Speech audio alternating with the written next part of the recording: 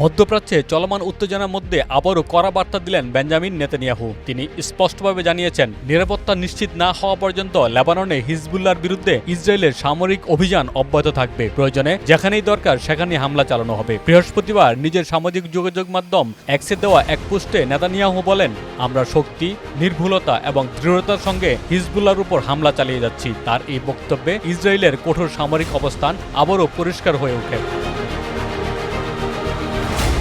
তিনি আরো বলেন, আমাদের বার্তা একদম পরিষ্কার, যারা ইসরায়েলের বেসামরিক নাগরিকদের বিরুদ্ধে কাজ করবে আমরা তাদের লক্ষ্যবস্তু বানাবো। দেশের উত্তরের বাসিন্দাদের পূর্ণ নিরাপত্তা নিশ্চিত না হওয়া পর্যন্ত আমাদের অভিযান চলবে। বিশেষ করে লেবানন সীমান্তবর্তী উত্তরাঞ্চলে বসবাসকারী ইসরায়েলিদের নিরাপত্তা নিশ্চিত করাকেই তিনি সরকারের প্রধান অগ্রাধিকার হিসেবে উল্লেখ করেন। এদিকে লেবাননের সাম্প্রতিক ইসরায়েলি হামলার পর পরিস্থিতি আরও জটিল হয়ে উঠেছে। বিভিন্ন আন্তর্জাতিক গণমাধ্যমের তথ্য অনুযায়ী এসব হামলায় ইতিমধ্যে শতাধিক মানুষ নিহত এবং কয়েক শতাধিক আহত হয়েছেন। এতে করে মানবিক সংকটের আশঙ্কাও বাড়ছে।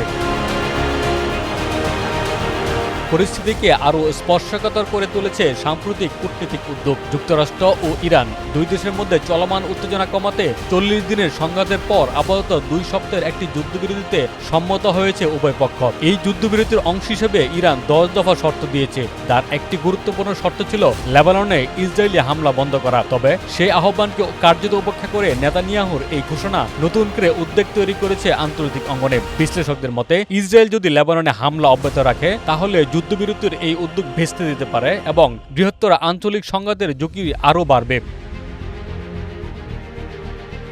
বিশেষজ্ঞরা আরও মনে করছেন, ইসরায়েল হিজবুল্লাহর উত্তেজনা দীর্ঘদিনের, কিন্তু সাম্প্রতিক পরিস্থিতি যেভাবে জটিল হয়ে উঠছে তাতে এটি সীমান্ত সংঘর্ষের গণ্ডি ছাড়িয়ে বড় ধরনের যুদ্ধে রূপ নিতে পারে। এতে মধ্যপ্রাচ্যের স্থিতিশীলতা মারাত্মকভাবে ক্ষতিগ্রস্ত হওয়ার আশঙ্কা রয়েছে। সব মিলিয়ে একদিকে যুদ্ধবিরতির প্রচেষ্টা, অন্যদিকে হামলা অব্যাহত রাখার ঘোষণা, এই দুই বিপরীত অবস্থান এখন পুরো পরিস্থিতিকে আরও অনিশ্চয়তার দিকে ঠেলে দিচ্ছে। আন্তর্জাতিক সম্প্রদায়ের দৃষ্টি এখন ইসরায়েলের পরবর্তী পদক্ষেপ এবং কূটনৈতিক উদ্যোগ কতটা কার্যকর হয় সেদিকে নিবদ্ধ। তুরুল আকন আলমগীর, বাংলা বাজার পত্রিকা।